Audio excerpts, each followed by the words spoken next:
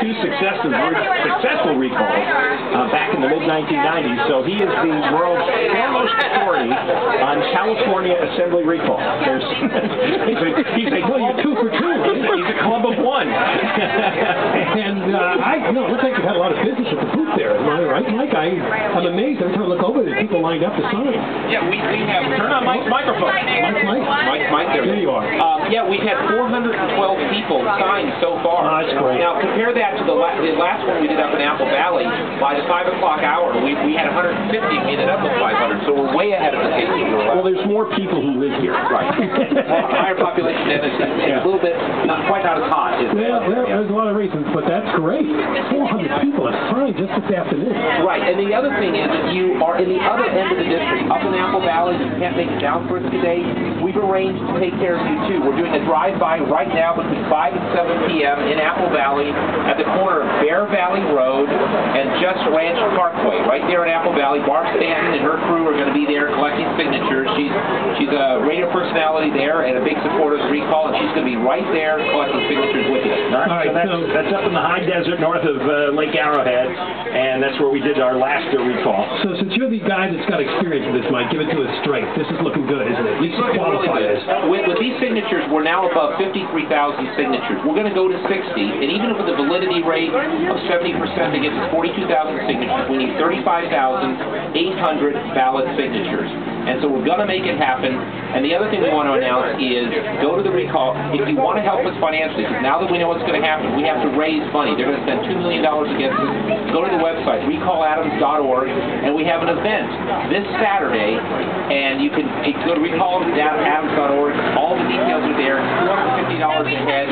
Congressman Tom McClintock and Congressman Dana Warbacher will both be headlining that event. You can meet them, and then we have a private dinner with them for $1,000. It's a lot of money, but this is a volunteer organization. 100% going to go to mail to tell people why they should do the recall. Well, I mean, that's a big line of Tom McClintock. You got Richard Mountjoy, who used to be in the state senate and may be running in this recall to replace Adams, who will also be at this event. So go to recaladams.org if you want to be a part of this. It's happening this Saturday night.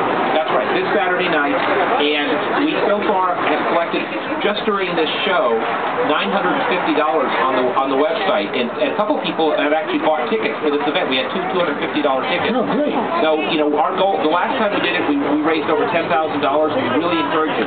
The guy doubled your car tax, he raised your sales tax, he raised your income tax. A family making $50,000 has $1,000 higher taxes because of Anthony Adams. That's just outrageous, and that's why we're telling people all over the state, even if you're not living in his exact district, which is in LA and San Bernardino counties, he raised taxes on everybody. If he votes no, we don't have $50 billion worth of taxes passed. Now, we repealed half of that in May when Prop 1A went down, but for the next 2 years, it's costing your family, just on average, $1,000 each of the next 2 years, and that's if you make $50,000.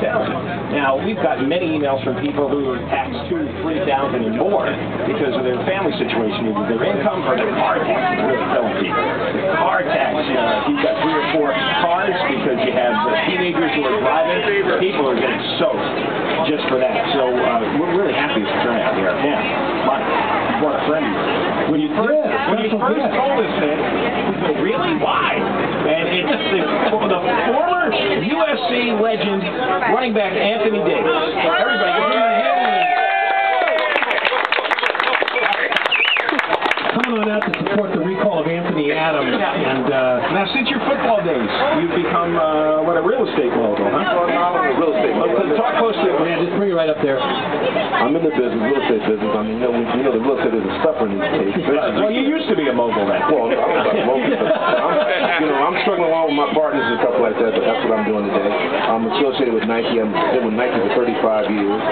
Being the first, I can honestly say the first guy to ever wear the shoe cleats in professionally. You were like the original Nike endorser? Well, I'm the first. See, it was 4 pioneers.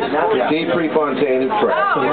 Anthony Davis in football. Yeah. George Gervin in basketball, and Bjorn Borg in tennis. Oh, no kidding. I didn't know that. And I can say I'm the first one to be graced on the Sports Illustrated cover with the shoe. That's right. In fact, he gave us his Sports Illustrated covers from from the 1970s signed. We're going to frame them with frames, put them up in the office. No plastic, no plastic, no. And just those of you who aren't old enough to remember Anthony Davis, or you may have forgotten, he was All-American, running back for USC. Most famous for a series of games against Notre Dame. One game in 1972 scored 6 touchdowns, and then in 1974 USC was down 24-6 at the half. Came back and won 55-24. He scored 4 touchdowns to lead the comeback. Second in the Heisman Trophy balloting. And somebody told me today that back then they voted before the end of the season, and that if they had waited to vote after that last game where you won 55-24, you would have beaten Archie Griffin that year. What happened was, after that game, no one expected the team to do that, and no one expected me individually to do that. So I performed him in a lot of records. So there's only one category out just me was rusting. Everything else was mine, and I had more total offense. But so that game, I mean, 49 second half points. What the hell happened at halftime? What kind of a speech was that? Yeah, what did go on? Did anything? Coach McKay, right? Anything unusual happen?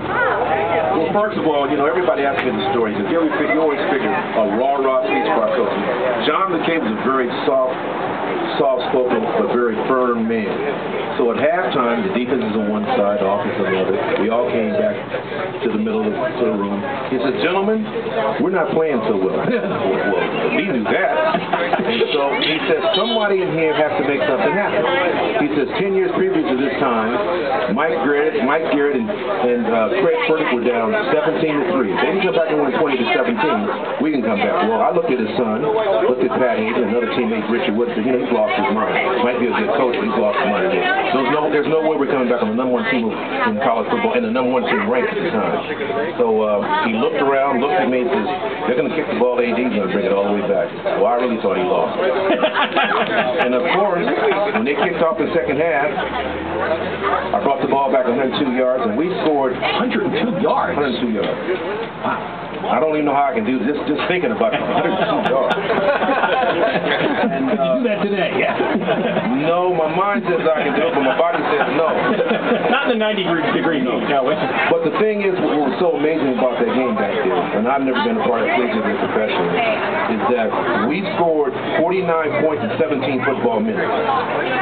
That's hard to imagine. That's hard to imagine. That's almost impossible. And I can tell you the intensity of that crowd, and I've never felt that. Because when I was running down that 102-yard kicker, I felt the vibrations hitting my body. That's how intense it was. And so the crowd never sat down to the third and fourth quarter. And that's the best. That's the greatest football game I've ever been a part of. Please do that. I can imagine you couldn't possibly top that. I didn't know until today you were a member of 4 national championship teams. 5. 3 in baseball. 3 in baseball. 3 in baseball and 2 in football. Yeah, I didn't know about the baseball. What did you play? Well, first of all, I was switch hitting center fielder, and my first love was baseball. Coming out of high school, I was basketball at Baltimore Orioles, and my future was going to be in baseball, not football. But in those years, it wasn't free agency. We couldn't move around, and the money was so much in football. I said, well, they made the decision for me, but.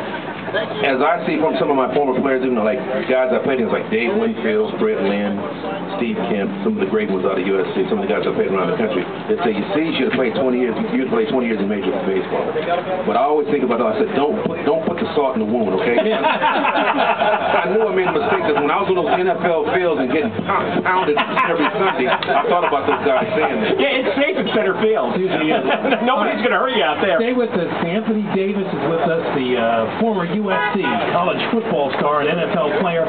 He is here. He is helping out with the Recall Adams movement. We're going to get into that one. Yeah, we want to talk about why you're here when we come back. Although we can sit and talk. He's a businessman now, and he has some opinions about taxes. All right, we are in Glendora. Where are we? 745 East Route 66. Andy's Auto. Andy's Auto, and people are signing to recall the dirtbag Republican Assemblyman Anthony Adams.